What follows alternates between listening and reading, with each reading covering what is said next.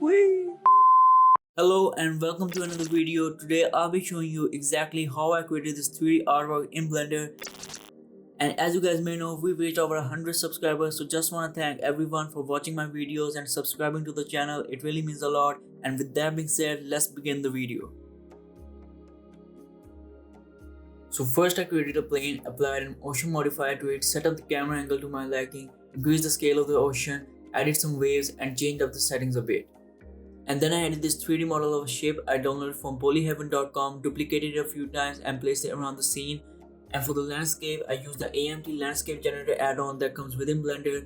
And just to see what the scene will look like, I created a sky texture and lowered the sun elevation and sun intensity and changed up some other settings to give it a more sunset type of look.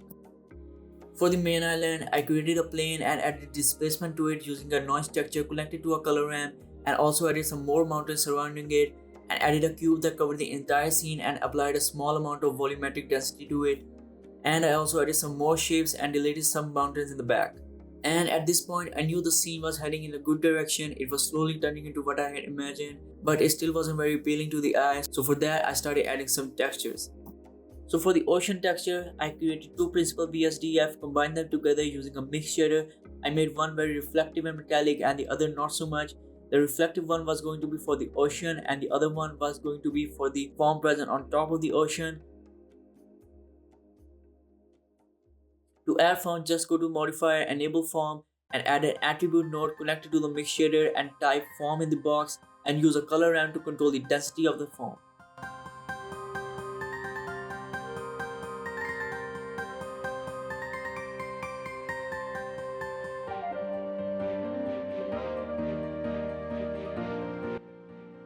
So at this point, I noticed there were few issues with the island. Number one, it was way too close to the camera, and number two, it was way too small. Now obviously I couldn't place it 100 miles away from the camera, so just to add some sense of scale and distance, I created a new cube, covered the entire landscape with it, applied a new volumetric shader to it, and used a color ramp connected to a noise texture to control the density of the fog. I also added a small amount of emission to it because I think the fog is a bit emissive, and straight away it was looking much better.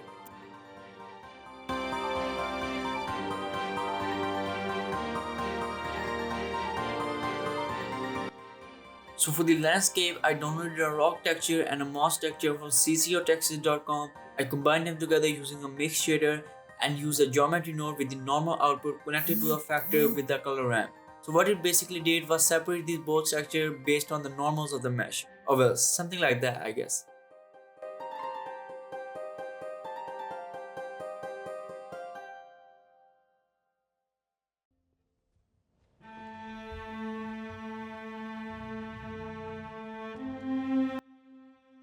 I also noticed in a lot of reference images that there is always some fog above the sea level, so to create that I was initially going to use a cloud texture, but later I created my own texture by following a CG Geek video.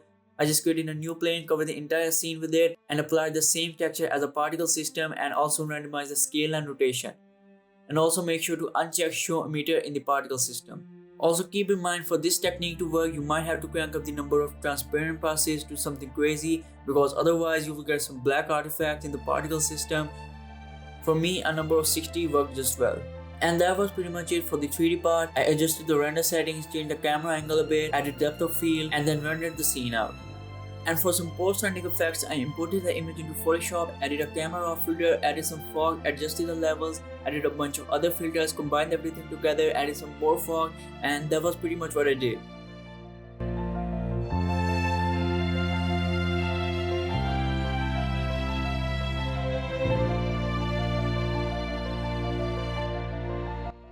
If you like this video, make sure to leave a like and subscribe for more upcoming videos, and I hope I'll see you in the next video.